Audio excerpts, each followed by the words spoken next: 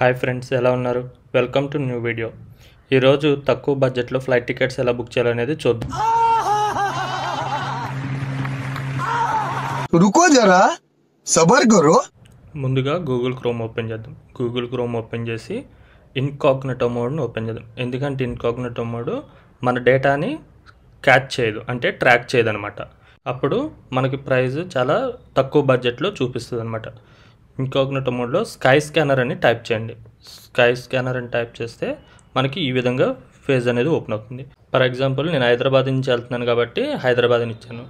నేను విజయవాడని చూడకుండా ఇండియాని ఇచ్చాను, అంటే తక్కువ బడ్జెట్లో చూడడానికి నేను ఇండియాని ఇచ్చాను. స్పెసిఫిక్ డేట్ ఇవ్వకుండా నేను ఫ్లెక్సిబుల్ మంత్ ఇచ్చాను, ఎందుకంటే మంత్లో నాకు ఎక్కడైతే తక్కువ బడ్జెట్లో వస్తుందో అప్పుడు నేను బుక్ చేసుకుంటాను. విజయవాడ మనకి ఇక్కడ ఇండియాలో ఉన్న ఎయిర్పోర్ట్స్ అన్నీ వస్తాయి అన్నమాట. నేను విజయవాడ వెళ్దాను అనుకుంటున్నాను కాబట్టి విజయవాడ ఓపెన్ చేశాను. నేను 11th వెళ్దాం అనుకుంటున్నాను. నా పర్టికులర్ డేట్ ఇక్కడ నేను సెట్ చేసుకున్నాను. ఇప్పుడు ఫ్లైట్ చూద్దాము. ఫ్లైట్ చూస్తే ఇలా ఓపెన్ అవుతుంది అనమాట.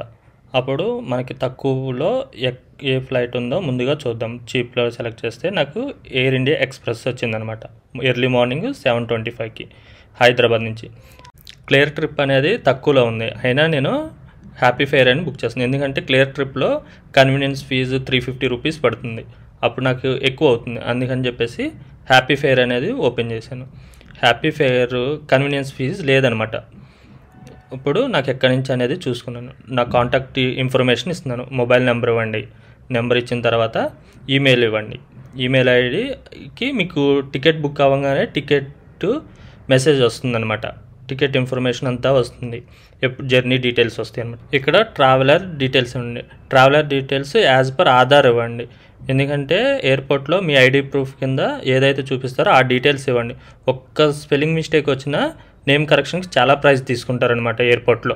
ప్రొసీడ్ అని క్లిక్ చేయండి. ప్రొసీడ్ అని క్లిక్ చేస్తే మనకి ఈ పేజ్ ఓపెన్ అవుతుంది. ఇక్కడ ఫైనల్ పేమెంట్ చేయాలన్నమాట. ఇప్పుడు నాకు పేమెంట్కి ఇక్కడ నేను క్రెడిట్ కార్డ్తో చేస్తున్నాను. క్రెడిట్ కార్డ్ అని సెలెక్ట్ చేశాను, పేమెంట్ చేస్తున్నాను. పేమెంట్ నాకు ఎంత అయితే ఉందో ఇప్పుడు నాకు ఫైనల్ పేమెంట్ వచ్చేసరికి 2080 రూపీస్ వచ్చిందనమాట. ఇప్పుడు నేను నాకు క్రెడిట్ కార్డ్ డీటెయిల్స్ ఇచ్చి ఇక్కడ పేమెంట్ చేస్తాను. కంపేర్ టు బస్ టికెట్ ప్రైస్లోనే నాకు ఫ్లైట్ టికెట్ వచ్చింది. బస్ జర్నీ 6 to 7 hours పడుతుంది. అదే ఫ్లైట్ అయితే నేను 1 hourలో విజయవాడకి రీచ్ అయిపోతాను అనమాట. ఈసారి మీరు కూడా ఈ ట్రిక్ ఫాలో అవ్వండి.